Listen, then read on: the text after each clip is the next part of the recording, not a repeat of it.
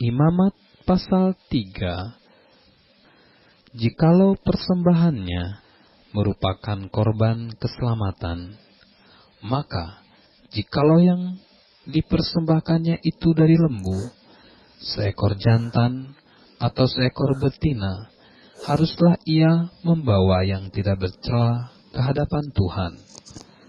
Lalu ia harus meletakkan tangannya di atas kepala persembahannya itu, dan menyembelihnya di depan pintu kemah pertemuan.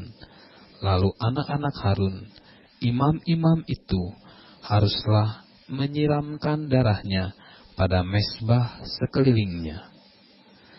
Kemudian dari korban keselamatan itu harus mempersembahkan lemak yang menyelubungi isi perut, dan segala lemak yang melekat pada isi perut itu sebagai korban api-apian bagi Tuhan. Dan lagi, kedua buah pinggang dan lemak yang melekat padanya, yang ada pada pinggang dan umbai hati, yang harus dipisahkannya beserta buah pinggang itu.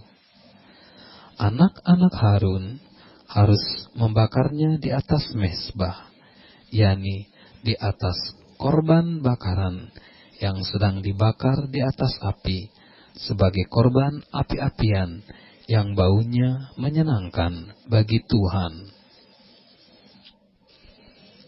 Jikalau persembahannya untuk korban keselamatan bagi Tuhan adalah dari kambing domba, seekor jantan atau seekor betina, haruslah ia mempersembahkan yang tidak bercela. Jikalau ia mempersembahkan seekor domba sebagai persembahannya, ia harus membawanya ke hadapan Tuhan.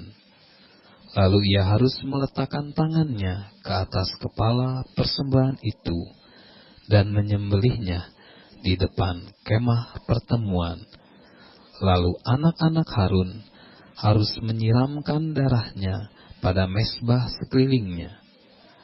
Kemudian dari korban keselamatan itu, ia harus mempersembahkan lemaknya sebagai korban api-apian bagi Tuhan, yakni segenap ekornya yang berlemak, yang harus dipotong dekat pada tulang belakang, dan lemak yang menyelubungi isi perut, dan segala lemak yang melekat pada isi perut itu.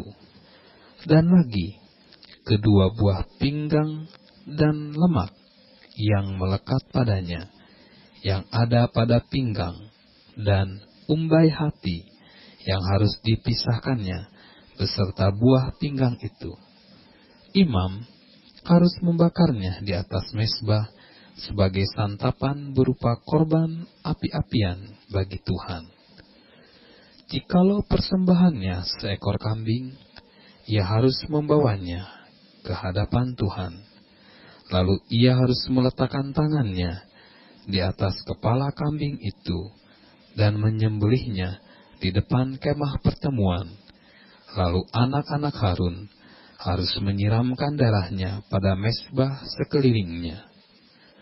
Kemudian dari kambing itu, ia harus mempersembahkan lemak yang menyelubungi isi perut, dan segala lemak yang melekat pada isi perut itu sebagai persembahan berupa korban api-apian bagi Tuhan.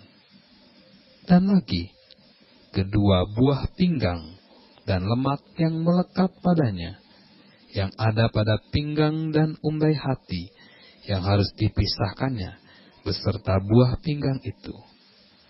Imam harus membakar semuanya itu di atas mezbah sebagai santapan berupa korban api-apian, menjadi bau yang menyenangkan. Segala lemak adalah kepunyaan Tuhan. Inilah suatu ketetapan untuk selamanya bagi kamu turun-temurun di segala tempat kediamanmu. Janganlah sekali-kali kamu makan lemak dan darah.